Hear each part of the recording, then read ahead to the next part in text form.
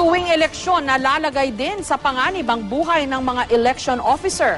Kaya naman hiling ng ilan sa kanila, hazard pay. Pero ayon sa COMELEC, hindi raw posible ngayon ang dagdag sahod. Live mula sa Quezon City, may report si Lala Roque.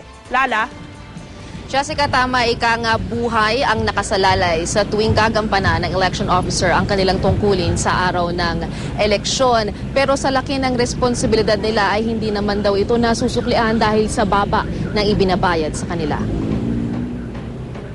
Meron pang inutusan na yung staff ko, nalasunin daw ako. So, ako naman, ginagawa ko lang naman ang trabaho. Dahil gusto nila ma-proclaim kagad, may mga text message na gano'n or may mga pagbibintang ng pandaraya.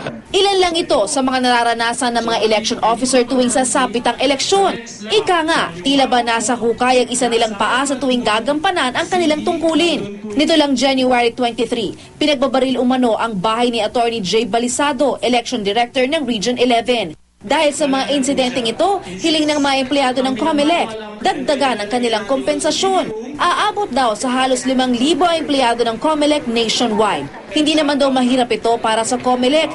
Gamunggo lang daw kung tutuusin na makakain sa budget ng COMELEC kung ibibigay ang kanilang hiling. Lalo't milyon-milyon na ang natitipid nito. Kamakailan lang nakatipid ng halos 300 milyong piso ang COMELEC dahil sa maagang natapos ang pag-iimprenta ng mga balota. Kaya ang hazard pay na hinihiling namin, napakamakatarungan lang naman po ito. Nanawagan din po kami na itaas yung election honoraria. Pero sagot ni Chairman Sixto Brillantes, meron naman kami contingencies for that. Meron, pero hindi yung hazard pay for everybody. Contingencies meaning po, sir? Meron kami reserve just in case. Kung may mangyari sa kanya, nagulo siya, meron naman kami pambayad. Savings yun, hindi budgeted yun. Wala kaming budget for hazard pay. Tuloy-tuloy naman ang trabaho ng COMELEC para sa darating na eleksyon. 25 international observers mula sa 8 bansa ang nagkumpirmang mag-o-observe sa May 2013 elections. Ipapakalat sila sa mga nasa election watch list. Kasama rito ang Nueva Ecija, Pampanga, Maynila, Camarines Sur, Masbate, Samar, Maguindanao, Lanao at Dinagat Islands. Nakatakdang dumating ang mga foreign observers sa Mayo at 10.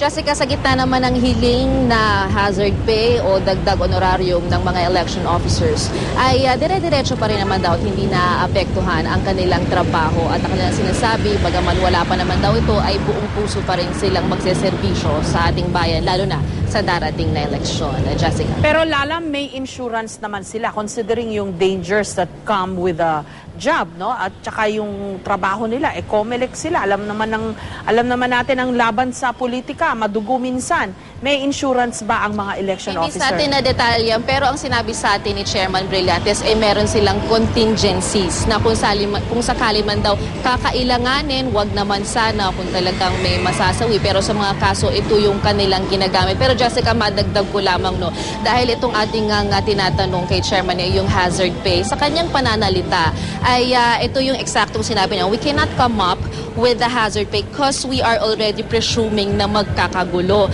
Sa kanya naman daw paningin ay magiging tahimik daw yung darating na eleksyon. Jessica. Okay, maraming salamat, Lala Roque.